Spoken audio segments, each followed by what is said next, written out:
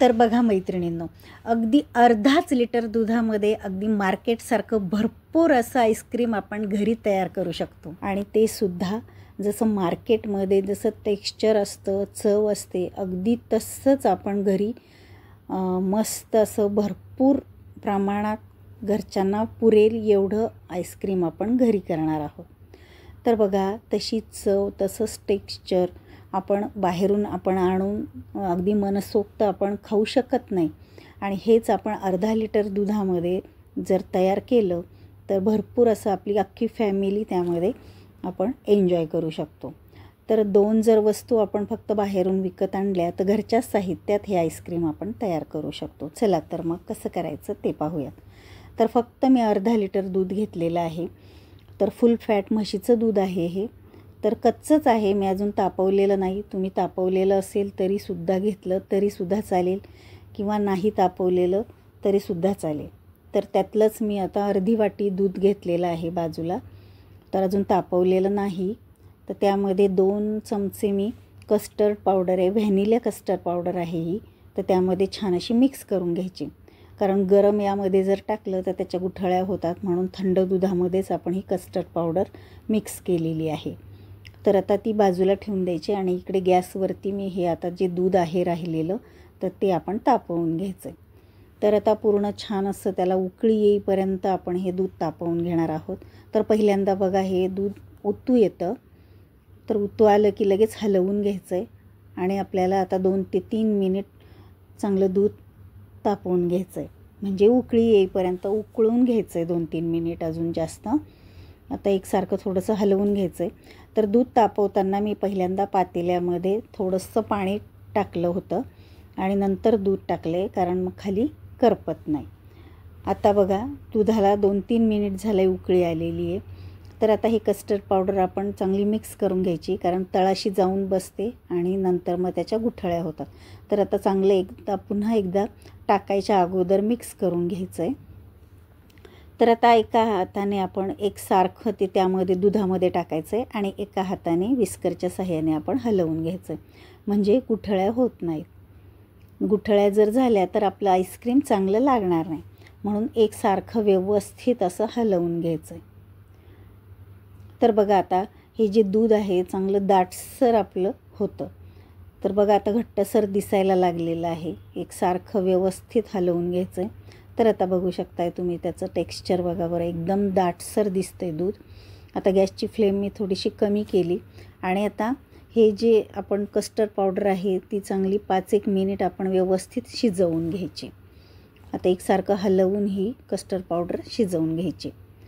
तर बघा, आता जवळपास 3 ते 4 मिनिट झालेली आहेत. तर आता बघू शकताय तुम्ही, बघा हे दूध कसं घट्ट झालं आहे. आता आपण त्यामध्ये टाकणार आहोत साखर. तर साखर आपल्याला अर्धा लिटरसाठी आपण टाकणार आहोत 125 ग्रॅम साखर. तर मी अर्धी वाटी टाकते, म्हणजे ही 1 वाटी पूर्णतः 125 ग्रॅम भरती. तर मी अर्धी वाटी 2दा टाकते. तुम्ही एकदाच 125 ग्रॅम टाकली तरीही चालेल. तर आता साखर टाकल्यानंतर आपण हे अजून पुन्हा 2-3 मिनिट शिजवून घ्यायचं आहे, म्हणजेच कस्टर्ड पावडरसुद्धा छान शिजली जाते आणि साखर पण चांगली विरघळली जाते. तर मंद गॅसवरती आपण हे चांगलं शिजवून घ्यायचं आहे, कारण कस्टर्ड पावडरचा वास कच्चा जर राहिलं तर त्याची चव चांगली लागणार नाही आईस्क्रीममध्ये. तर ही मस्त आपण शिजवून घेतलेले आहे. बघा, तुम्ही बघू शकताय तुम्ही, त्याचं लगेच टेक्स्चर बदलतं आणि अगदी व्यवस्थित असं छान असं दूध दाटसर दिसतं. तर आता मी गॅस बंद केलेला आहे. जवळपास 10 ते 12 मिनिट आपण हे शिजवून घेतलं आहे आणि हलवून आपण हे थंड करून घ्यायचं. तर आता बघा, हे दूध थंड झालं आहे छान असं, तुम्ही बघू शकताय. अजूनच थोडंसं दाटसर दिसतं आहे. मग आता हेच पातेलं आपण फ्रीझरमध्ये ठेवायचं आहे 1 तासासाठी. आता जवळपास अर्धा ते पाऊण तास झाले आपण दूध फ्रीजमध्ये ठेवलं आहे. आता तोपर्यंत आपण काय करायचं आहे, 1 वाटीत मी व्हिप क्रीम घेतलेली आहे. तुम्ही कोणत्याही कंपनीची घेतली तरी चालेल. आपण केकला जी क्रीम वापरतो केक करण्यासाठी, वर आपण जे डिझाईन करतो, तर तीच क्रीम आहे ही. तर ती 1 वाटी घ्यायची आपली भाजीची वाटी जी असते ती 1 वाटी व्हिप क्रीम घेतलेली आहे मी.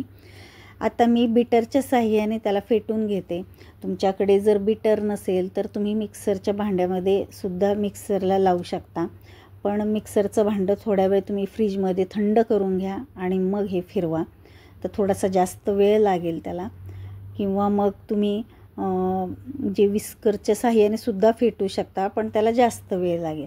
पण बहुतांशी आता बऱ्याच जणांकडे हे बीटर असतं, कारण बरेच जण आता केक करतात घरी, त्यामुळे हे बीटर असतंच. तर या बीटरने आपण आता जवळपास हे 5-1 मिनिट छान असं फेटून घ्यायचं आहे. तर बघा आता आपण केकवर जशी क्रीम टाकण्यासाठी जेवढं फेटून घेतो तेवढं फेटण्याची गरज नाही, पण थोडंफार कमी प्रमाणात पण छान अशी फेटून घ्यायची. तर बघा आता ही अशी आपल्याला फ्लपी कशी दिसते की नाही, मस्त असे आता ही फ्लपी दिसायला लागले. तर आता बघा 5 मिनिट झाले. हे बघा अशा पद्धतीने आपल्याला ही फेटून घ्यायची. तर आता आपण 1 तास झालेला आहे, दूध फ्रीजमध्ये ठेवलेलं होतं. तर आता ते त्यामध्ये टाकायचं आहे. तर आता हे जे मिक्सिंग बाऊल आहे तो आता मला कमी पडतो आहे, त्यामुळे मी आता दुसऱ्या भांड्यामध्ये टाकणार आहे. हे आपल्याला पुन्हा फेटून घ्यायचं आहे. तर एकदा आपण आता हे त्यामध्ये टाकायचं आहे. आता त्यामध्ये आपण टाकणार आहोत एक फूड कलर, पिवळा कलर आहे हा, ऑप्शनल आहे. तुम्हाला आवडत नसेल तर नाही टाकला तरी चालेल. आता मी एका मोठ्या भांड्यामध्ये सगळं काढून घेतलं आहे आणि पुन्हा आपण 5 मिनिट आता हे छान असं फेटून घ्यायचं आहे. तर बीटरच्या साहाय्याने मस्त आपण फेटून घेऊयात. बघा आता एकदम पातेलं अगदी गच्च भरायला आलेलं आहे, व्यवस्थित असं फेटलं गेलं आहे, फ्लपी झालेलं आहे हे मिश्रण. आता हे फॉईल पेपरने व्यवस्थित पॅक करायचं आहे आणि 2 तासासाठी आपल्याला हे फ्रीझरमध्ये ठेवायचं आहे. तर व्यवस्थित सगळीकडून पॅक करून घ्यायचं आहे. आणि तुमच्याकडे फॉईल पेपर नसेल तर तुम्ही एखाद्या प्लॅस्टिकच्या कागदाने व्यवस्थित रबर लावून किंवा काहीतरी त्याला व्यवस्थित बांधून पॅक असं फ्रीझरमध्ये 2 तासासाठी ठेवून द्या. तर आता 2 तास झालेले आहेत. बघा आता हळूहळू सेट व्हायला लागलेलं होतं हे आईस्क्रीम, पण पूर्ण सेट झालेलं नाही, थोडंसं पातळच आहे, तरी काही हरकत नाही. जर तुम्ही 3 तास जर ठेवलं तर पूर्ण सेट होईल.